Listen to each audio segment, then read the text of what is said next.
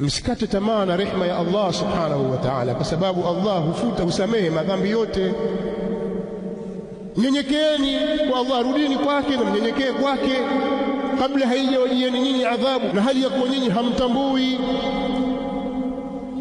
Kadhalika, kabla haujafika wakati wa nafsi kusema masikitiko ni yangu mimi, ya hasrata, masikitiko ni yangu mimi, ala ma faradtu fi jambi llah, kwa vile nilivyozembea upande wa Allah subhanahu wa ta'ala.